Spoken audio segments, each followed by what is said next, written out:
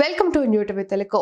Popular screen writer Kona Venkat సోదరి నీరజ్ కోన direct చేసిన ఈ మూవీలో కేజీఎఫ్ ఫేమ్ శ్రీనిధి శెట్టి, రాశి ఖన్నా ఫీమేల్ లీడ్ రోల్లో నటించారు. ఇటీవలే ప్రేక్షకుల ముందుకొచ్చి ఈ చిత్రం బాక్స్ ఆఫీస్ వద్ద మంచి టాక్ తెచ్చుకుంది. తెలుసు కదా సక్సెస్ మీట్ లో నటుడు ప్రముఖ నిర్మాత బండ్ల గణేష్ మాట్లాడిన మాటలు నెట్టింట రౌండ్ అప్ చేస్తున్నాయి. ఇప్పుడు మొదలవుతుంది కొత్త సెకండ్ హాఫ్ అంటూ ఈ యాక్టర్ కమ్ ప్రొడ్యూసర్ చేసిన కమెంట్స్ ఇప్పుడు నెట్టింట హల్చల్ చేస్తుండగా, ఇంతకీ రీ ఎంట్రీ సినిమా ఎవరితో చేస్తాడనేది సర్వత్రా ఆసక్తికరంగా మారింది. చాలా రోజుల నుంచి చెప్పాలనుకుంటున్నాను నా మనసులో మాట. ఇవాళ చెప్పేస్తా. నాగేంద్ర బాబు వెళ్ళిపోయాడా?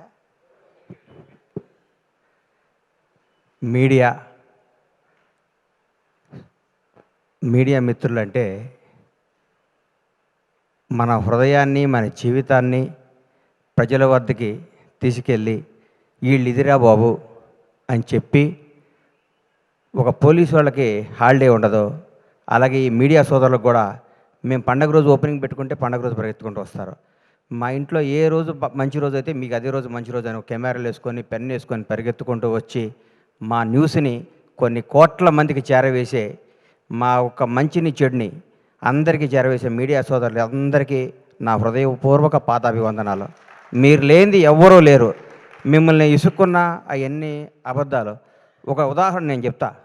ఎస్వి కృష్ణారెడ్డి గారు నన్ను వినోదంలో చిత్రంలో పరిచయం చేసినప్పుడు శ్రీకాంత్, శివాజీ రాజా, ఉత్తేజ్ తదితరులు అనేసారు. నా ఫోటో కూడా పక్కన పెట్టి 2 రోజులు నిద్రపట్టలేదు, నా పేరు వేయలేదు అని.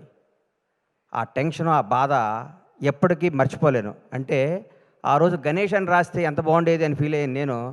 అప్పుడు కుమారస్వామి గారని ఒక రిపోర్టర్, అన్న కుమార్ అన్న నా పేరు ఎందుకు రాలేదు అని అడిగా ఫోన్ చేసి. సారీ గణేష్ మర్చిపోయాను అన్నాడు. మీరు మా మీద కోపం వచ్చి ఒక్కరోజు పెన్ డౌన్ చేస్తే మాకు వణుకుతాయి కింద. మీ పవర్ అది, మీ గొప్పతనం అది. మీ అన్నీ మర్చిపోతారు. మేము మామూలు అసిస్టెంట్ డైరెక్టర్లుగా, చిన్న చిన్న ప్రొడక్షన్ మేనేజర్లుగా మాతో ఫ్రెండ్షిప్ చేసి మా స్థాయి పెరిగినప్పుడు కూడా మాకు అదే విధంగా గౌరవించే మీ అందరికీ మీ రుణం తీర్చుకోలేంది, మీ విలువ మేము వెలకట్టలేంది. ఎప్పుడు మీడియా సపోర్ట్ మా ఇండస్ట్రీ మీద ఉండాలి, మా నిర్మాతల మీద ఉండాలి. మేము తీసిన సినిమాని మీరు జనం దగ్గర తీసుకెళ్ళడానికి మీరు వారదై, అంబికా అగరబత్తిలాగా భక్తుడికి భగవంతునికి లాగా సినిమాకి జనానికి మధ్య నుండి వారధులు మీరు, సారథులు మీరు. ఎప్పుడు మీ మీ చల్లని చూపు మా సినిమాపై ఉండాలి. మా నిర్మాత శ్రేయస్సు కోరుకుని మీ అందరికీ మా హృదయపూర్వక కృతజ్ఞతలు. తెలుసు కదా, చిరంజీవి గారు స్వయం కృషి చేస్తాడు, ముఠా మేస్త్రి చేశారు. వెంకటేష్ బాబు బొబ్బిల్ రాజా చేశాడు, చంటి చేశాడు. నాగార్జున గీతాంజలి చేశాడు, శివ చేశాడు. సిద్ధు జొన్నలగడ్డ డీజే టిల్లు చేశాడు, తెలుసు కదా చేశాడు. ఇరగ్గొట్టేశాడు సిద్ధు. జోష్ సినిమాలో ఏ అడ్రస్సు లేకుండా, ఏ కేరఫ్ లేకుండా, ఏ బ్యాక్గ్రౌండ్ లేకుండా, ముందు ఎవడో వెనకెవడో లేకుండా నేను నటుడిని అవుదామని ఇండస్ట్రీకి వచ్చి జోష్ సినిమాలో చిన్న వేషం కోసం తప్పించి సిద్ధు ఈ సినిమా తర్వాత నేను చెప్తున్నాను, డైరెక్ట్గా రవితేజకి ఆల్టర్నేటివ్ ఎవరా అనుకున్నాను. రవితేజకి ఆల్టర్నేటివ్ అవుతావు సిద్ధును. నిజంగా చెప్తున్నాను. నువ్వు రాబోయే 20 ఏళ్ళు నువ్వు ఇదే క్యారెక్టరైజేషన్తో ముందుకు వెళ్ళిపోతావు. ఈ మధ్య కుర్రాళ్ళ నిన్ను కానీ, తేజ సజ్జాను కానీ మిమ్మల్ని అందరూ చూస్తుంటే ముచ్చటేస్తుంది. కొత్త జనరేషన్ అదిరిపోద్దురా ఈసారి. ఈ కుర్రాళ్ళందరూ 20 ఏళ్ళు, 2 దశాబ్దాల పాటు మీరు ఇండస్ట్రీని అద్భుతమైన సినిమాలు ఇవ్వడానికి పుట్టిన స్టార్ కిడ్స్ మీరు అందరూ. మీ అందరిని చూస్తుంటే ముచ్చటేస్తుంది. నువ్వు ఎన్నుకున్న కథ. నేనైతే నిర్మాతగా ఈ సినిమా నేను తీయను. హ్యాట్స్ ఆఫ్ టు విశ్వ గారు. దమ్ము కావాలి సినిమా తీయడానికి. నీరజ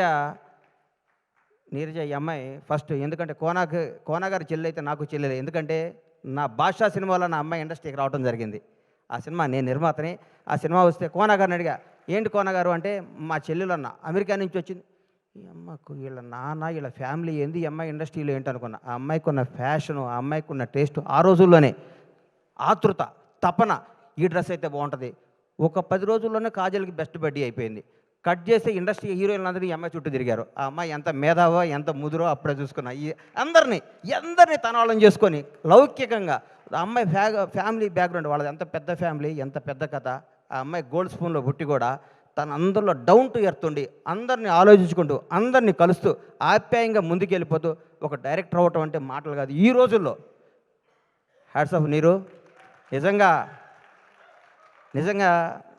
రియల్ నిన్ను చూస్తే చాలా గర్వపడ్డా. నేను నిజంగా చాలా గర్వపడ్డా. సిద్ధు జొన్నలగడ్డ గురించి చెప్తున్నా. సిద్ధు, నువ్వు రూల్ చేస్తావు ఇండస్ట్రీని. నిజంగా చెప్తా. నువ్వు ఎన్నుకున్న డైలాగ్, డీజేటీలు ఇప్పుడు కోన గారు చెప్పారు కదా, నేను కూడా నువ్వు వన్ డే వండర్ అనుకున్నా, బై గాడ్ చెప్తున్నా.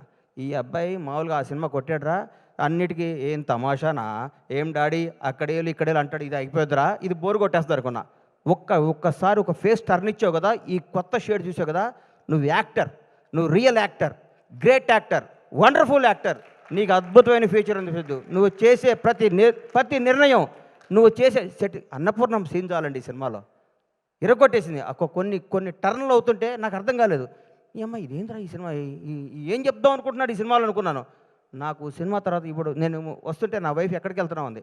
తెలుసు కదా ఫంక్షన్కి వెళ్తున్నాను, రవి ఫోన్ చేశాడు వెళ్తానంటే, ఏం సినిమా బావా, ఎంత మంచి సినిమా, ఈ మధ్యకాలంలో అట్లాంటి సినిమా చూడలేదు.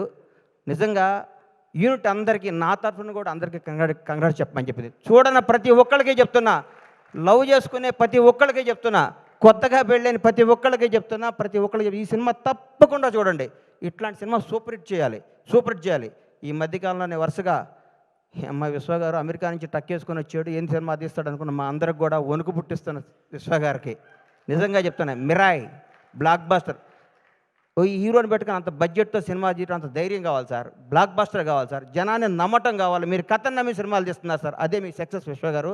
నిజంగా యువర్ రియల్లీ గ్రేట్. మీరు మా తోటి నిర్మాత అవడం గర్వంగా ఉంది. అట్లాగే మా తమ్ముడు ఎస్కే ఇప్పుడే చెప్పాడు, అన్నా నువ్వు రా అన్నా అని.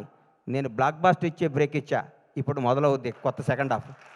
టెంపర్ లాంటి బ్లాక్ బాస్టర్ ఇచ్చి ఫ్లాప్తో నేను బ్రేక్ ఇలా బ్లాక్ బాస్టర్తో బ్రేక్ ఇచ్చా, ఇక మొదలవుద్ది సినిమా అని నేను చెప్తూ, మీ అందరికీ చెప్తూ, మీ ఆశీస్సులు కోరుకుంటూ, ఇంత సూపర్ హిట్ సినిమాలో యాక్ట్ చేసిన టీం అందరికీ, మన